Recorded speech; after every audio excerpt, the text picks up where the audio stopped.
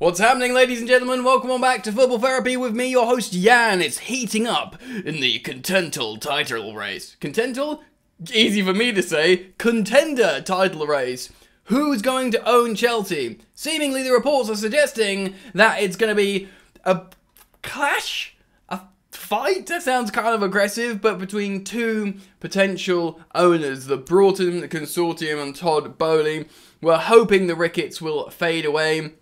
At time of recording on Friday morning, they haven't been officially eliminated, but they are not among the favourites by, I suppose, the bookies, but certainly the journalists, and I'm going to be citing an article from Matt Law today of the Telegraph. I will link his article down in the description, but first, I want to tell you that I'm delighted to be partnered with SPITCH. SPITCH is something that I've been playing recently. It's a fantasy football, but it's much better than the conventional fantasy football because it uses Optus stats. It's the thinking man's fantasy football that actually takes football intelligence. You don't have to commit to a whole season. You can play every week, and there's something called the Prize League on at the moment where you have the ability to win prizes like Premier League jerseys, Apple Watch, stuff like that.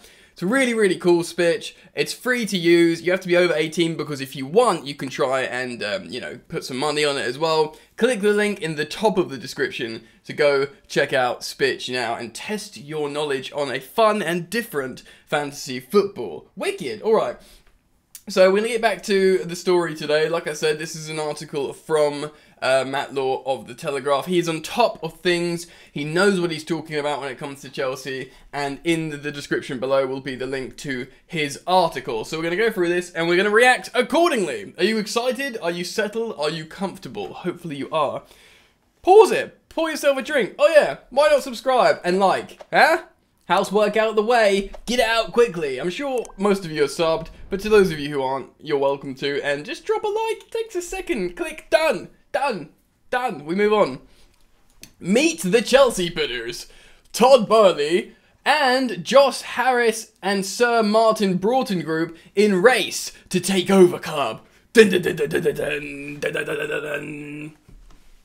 Yeah, dramatic. As the Chelsea sale process heads to the final phase, Telegraph Sport takes a closer look at the two outright favourites, and this is going to be a good video. Todd Boehly and the Josh Harris group, fronted by Sir Martin Broughton, became the first bidders to be shortlisted to buy Chelsea.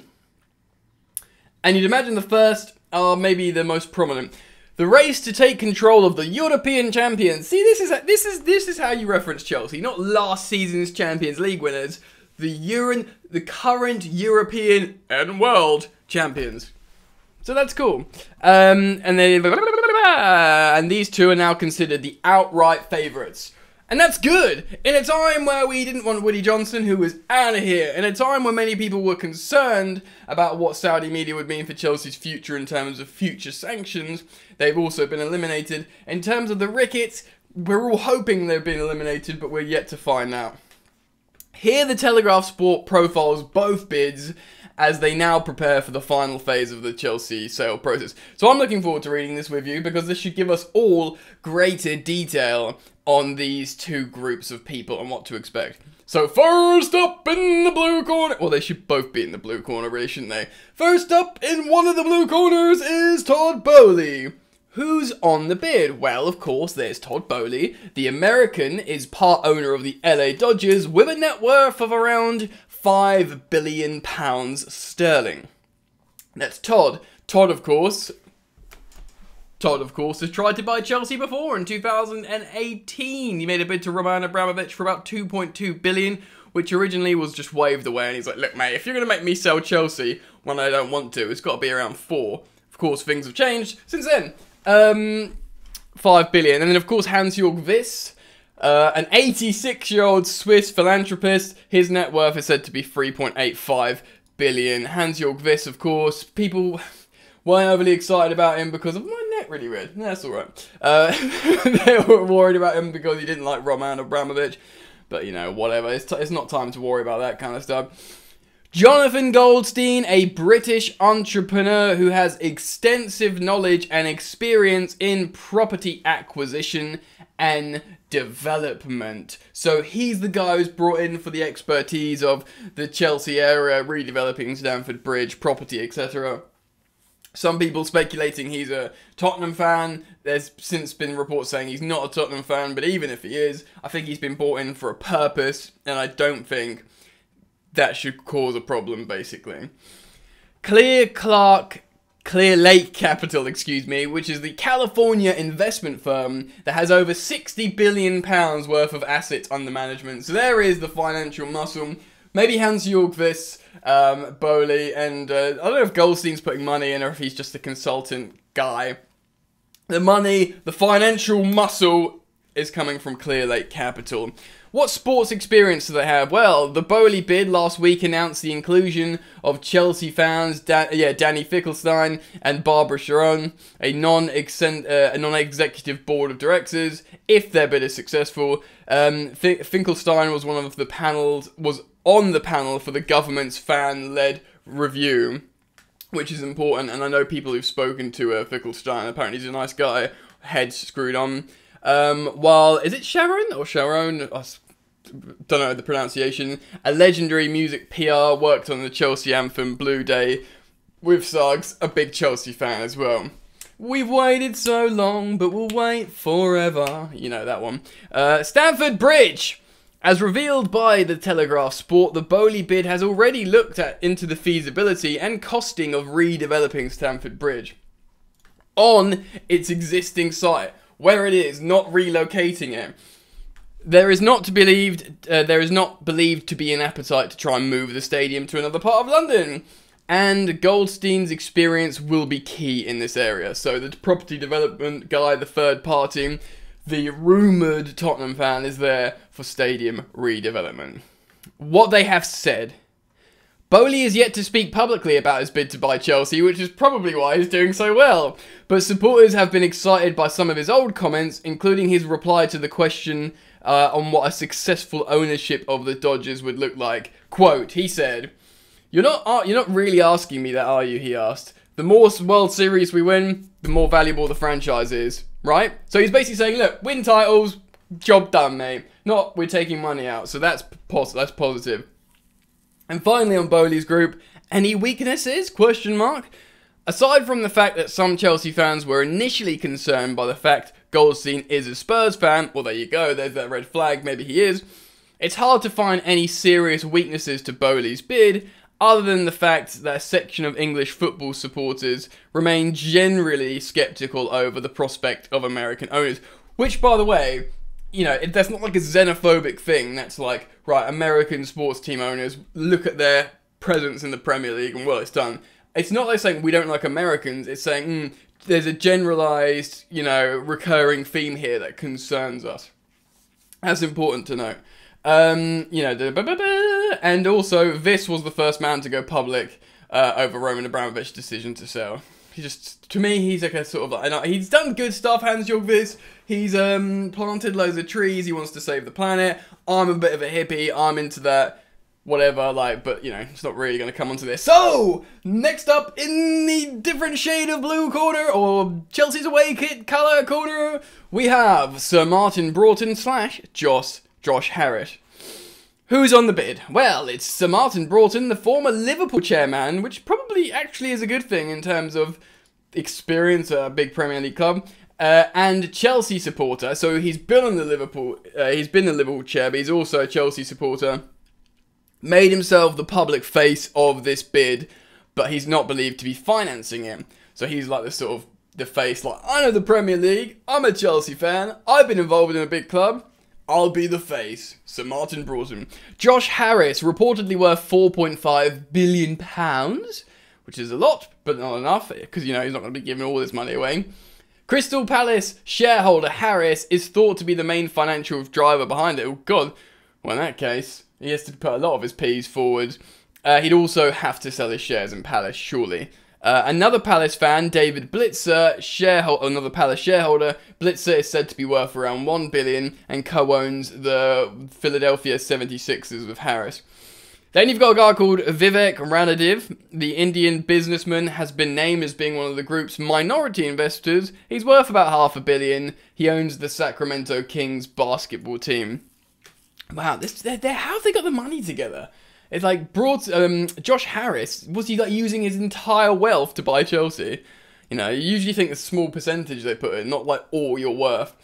Lord Sebastian Coe, finally. Chelsea supporter and double Olympic gold medal winner, Coe has publicly backed the bid, but his involvement is understood to be relatively minor. Just happy to be in the room, do you know what I mean? Like, I just want to be involved with you guys, you know, I'm just happy to be here. That's what Lord Coe's saying. Right, well, sports experience for this consortium. Well, Harris and Blitzer are both shareholders in Crystal Palace, but have not opened their wallets significantly for Chelsea's Premier League rivals. They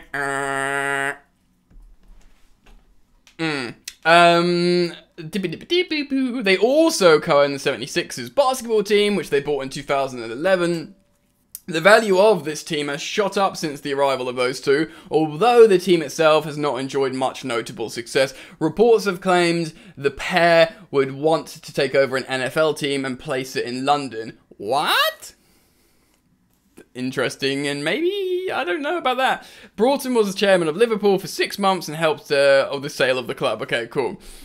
Alright, fan involvement. Broughton and Co are both Chelsea fans. I mean, that's a tick, and it is likely Broughton would take on the role of chairman if their bid was successful, with Co in line to be given a place on the board. Co is already close with the existing Chelsea board, that's good, including chairman Bruce Buck. Bruce hadn't been so popular recently because people are putting him forward as the guy linking the Ricketts heavily. Who he sat with at Wembley in the Carabao Cup final defeat to Liverpool. There had been talks that Co would be part of the doomed plan to put the running of the club in the hands of the board's trustees. Oh yeah, that old thing from Roman when he tried to give the club to the trustees. Broughton claims that the group are on board with Tracy Crouch's fan-led review, important, albeit without detailing which elements would be prepared to employ. And that he has met with the Chelsea Supporters Trust. So that's really good. Meeting with the Chelsea Supporters Trust is big. They've been excellent throughout this process. Let's read on. So what's the Broughton Consortium saying about Stamford Bridge? Well, precious little is known about the Broughton-Harris bid have planned for Stamford Bridge.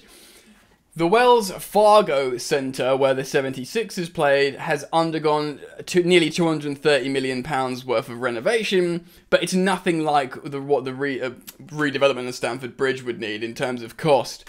Co received criticism for his part of pushing through the building of the Olympic Stadium without any initial plan for it to double as a football stadium.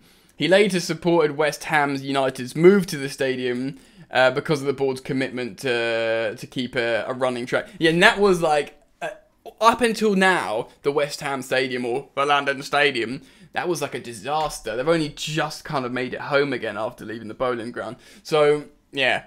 So what have they said, this lot? Less than 24 hours after the bidding for Chelsea closed Friday night, Broughton did a tour of Sky, TalkSport, and the BBC to talk about his campaign to take over the club. But he has still not confirmed the involvement of Harris and Blitzer. Ooh, interesting. Or confirmed the identities of his other investors. Well, you'd assume it's those two because the journalists are usually right when they're reported on this heavily.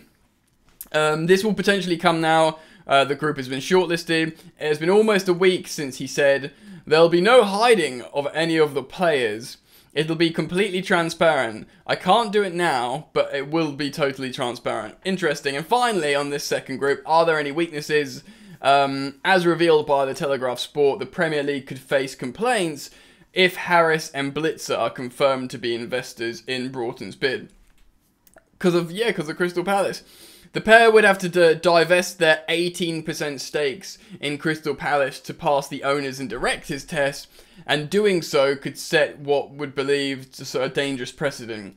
Rival clubs are unhappy about the prospect of Abramovich's £1.5 billion loan about being written off as it is. There's a little bit more in the article. You should go read it. I'm going to link it down in the description. So what do we think? What do we think? Well, I am feeling pretty good. I don't know why. Like, I don't know what's going to happen. It could be awful. It could be tragic. But it could be good as well. It feels like the Ricketts aren't going to win, even if they get through, hopefully. Then I think the fans have got a lot to do with that and should be proud of themselves. And Willie Johnson's out. And, you know, these guys are Chelsea people. And a lot of them are, you know, got the appropriate skill set or history. Personally, I've kind of been leaning towards it for a while, and I don't know if it's right or wrong, but I do feel like I'm a little bit hashtag Team Todd. Purely because of what he said, he wants to win, and he's got a history of spending and winning in his teams, and he's just been thinking about buying Chelsea for a long time. He's not just smelt blood with the sanctions of Roman Abramovich, which loads of potential buyers have. He's really put his head into Chelsea years ago, and when you've done that, you've planted a seed, and over time you can, like, you know, not ruminate, but, you know, cultivate better plans. And ultimately, I don't know, it just seems right. It seems like they've got more financial muscle with that investment group or whatever. And yeah, I'm feeling pretty good about it. What do you think, though? Let me know. Comment down below, and let's start up a conversation. Please do drop a like to show your sweet, loving support, and do go check out SPITCH by clicking the link in the top of the description. But I'll see you very soon when the news drops, so make sure the bell notifications icon is switched on. Alright, peace. You ain't so tough with that bad boy tuck. I'ma get it how I'm living, I'ma walk the walk. Outline my lines, I rap through thought. Body bag the verse, outlined in chalk. In my life seen trouble, hustle on the double. Silence on the trigger like my pick got a muzzle. Yo, chick like to guzzle, bad boy stay in trouble. I only love this paper, sorry I don't. I laugh me, baby.